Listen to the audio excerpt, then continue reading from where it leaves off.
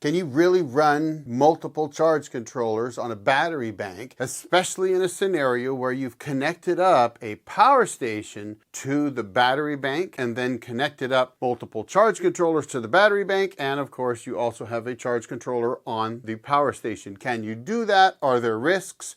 Let's talk about it. Recently, I've demonstrated that you can connect 2 or more server rack batteries to a power station to get it a lot more reserve power. Power stations tend to come with fairly small batteries, maybe 1, 2, or 3 kilowatt hours, and expansion battery ports that sometimes you can use to add your own server rack batteries instead of their proprietary battery. And when you do that, you can greatly increase the amount of capacity that that power station has. However, the onboard charge controller and or charger of that power station really isn't strong enough to get those charged back up in a relatively short period of time. And when it comes to solar, you really want to be able to do it within a 4-hour window, because that's your standard acceptable amount of power you're likely to get from the sun. And what that really means is that your peak power that you can expect from the sun is only going to be about 4 hours on average. But you want to always figure that if you can get your system charged back up within 4 hours, you should be good to go. I personally actually like about 2 to 3 hours max. Now, in those videos, I often talk about adding multiple charge controllers, and the question has come up, isn't there a risk in doing that? So I wanted to answer that question today. All right, now hold on, let's pause for a moment. I want to clarify a couple things. One, I'm not talking about massive systems. In fact, I think if you're trying to build a system with a whole lot of expansion batteries attached to a power station, then you're doing it wrong and you really shouldn't do that. Power stations are not designed to run your whole home unless they're the really big ones, and even those I kind of question. They might work for emergency backup, that kind of stuff, but to be honest with you, that's really not the best choice. So I'm not talking about systems that have 40, 50, 80 kilowatt hours of battery power attached to a power station. That's important. I work with small systems. The other thing is I'm not saying that you can add 10 charge controllers to 10 batteries, all putting out over 100 amps each. That would be pretty excessive. Now, yes, you could put some fuses and breakers between the power station and your battery bank, but if you're trying to run that much power, then you really should be using an inverter or a hybrid system that is designed to be able to provide you the power that you need off of a system like that. So that's number one. Number two, when adding multiple charge controllers, you're generally doing that because you're going to set up separate arrays, usually facing a little bit different directions, to extend your charge time or run time throughout the day. Now, in my example, my system at the cabin, I'm actually running only 615 watts on one array and 1830 watts on the other array. So I'm not feeding a ton of amperage into my system, and I'm not using a power station. You can add multiple charge controllers, as I've detailed here, but it's important to bear in mind that I'm not saying that you can feed 300 amps of charging power into a power station that's only got a 3,000 watt hour battery. But if you've got multiple charge controllers running on multiple batteries, you don't want to set up so many charge controllers that if those batteries do get topped off before the power station, which it really shouldn't happen, but if it did, that suddenly you don't have a massive amount of amperage that's right there sitting ready for that power station. It's just not a good idea. So fusing that power station to ensure that you're not going to try to feed it with 10,000 watts of solar, well, that just makes sense. So I want you to bear that in mind. And this is a what I've done or what I'm doing channel, not a go out and do this channel. I'm not telling you to do it. It's what I've done. It's my experience. So I hope that helps you out. Let's get back to it.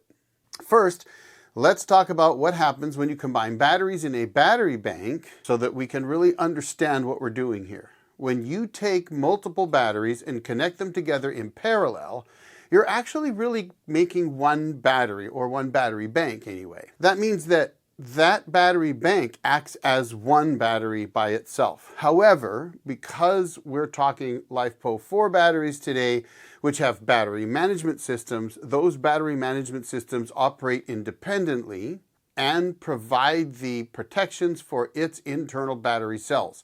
So each battery in the battery bank has its own BMS, or battery management system, which protects the battery. But the charge controller just sees the voltage across the entire battery bank. And it looks at that voltage of the entire battery bank and determines the correct voltage for charging those batteries so that they can all charge up together. But the individual battery management systems of each of those batteries will protect them from overvoltage, overcharging, as well as some other things like low temperature, high temperature, all that kind of stuff. If they get to a point where they see that they are fully charged and the cells are all balanced, they will then stop and not allow any more charging to come into the battery. And it is even possible that one could be fully charged before the other two. And it may say, I'm done, I'm not taking any more charge. And that's okay, because the other two are still protected from over amperage as well as over voltage. And so they will continue to charge until they're fully charged and also say, I've had enough, and they tell the charge controller, I'm done, I'm not taking any more power. Now this is just kind of the layman's sense of looking at things, but that's how it works. So what happens when you add a second charge controller, and is there a danger in doing so? Well, some argue that there is danger in doing so, in that if one of those batteries decides it's full, then all the power from the charge controllers, if you have more than one, are going to go to the other two. And if one of the other two is fully charged, then everything you can provide is going to go to that single remaining battery, and oh no, that could be a problem. But I just said, it has a battery management system that will protect it from over amperage and over voltage. That battery management system is designed to protect it if all of a sudden too much current is headed to that battery. And it will shut it down and say, no, you can't give me that. But here's the other thing. Charge controllers don't just slam as much power as they can into those batteries. They have charging profiles built into them for each specific type of battery. And they know that when a battery begins to get to the voltage that it needs to be at, to be considered at 100% state of charge, then those charge controllers will actually dial back the amount of power they're providing for that battery to charge up, because they know that they're getting to that point and now it's time to balance all the cells, and it doesn't need to provide the maximum power it can to complete the task. So let's talk about adding a power station. If you add a power station to that battery bank through its expansion battery port, you have in essence paralleled the battery on that power station with the battery bank you're attaching it to, which makes it one battery in essence. So now you've got one battery, that's it. And those charge controllers are going to monitor the voltage of that entire battery bank as it rises up together, because they do rise up together. That's how it works. If, for example, the battery bank says we're fully charged and all that's left is the power station itself because for some reason it's not quite there and it needs a little more power, then those charge controllers are in fact still providing all the power that they were providing, and it's all now available for that power station. But that doesn't mean that they're force feeding all that power to the power station. It means that they're able to provide it, but it's also going to be very close to its 100% state of charge. And that means that those charge controllers are already dialing things down, saying, hey, we're getting really close to where we need to be. We don't need to force feed this thing with a whole bunch of current, because it's almost there anyway. And its battery management system is going to protect it from overvoltage and overcurrent. And it's also going to be saying, yeah, I'm not taking all that power anymore. And I've charged up enough batteries and watched enough of them charge up to see the power drop as they get closer and closer and closer to that 100% state of charge. In fact, I could provide 1,000 watts of charge to a lithium battery like that, and when it gets very near its 100% state of charge, or when it hits that but it's still balancing the batteries, it dials that way back to where you might only be getting 200 or 300 watts of charge coming in while it's finally balancing things out. I've also seen this with power stations. So in reality, is it really an issue? I argue it is not. That doesn't mean that you shouldn't provide fuses and breakers to protect things, because I think you always should. But it means that there's really not any major issue that I think you have to worry about in doing this. And let's talk about that, because I don't just have 2 charge controllers on my battery bank at the cabin.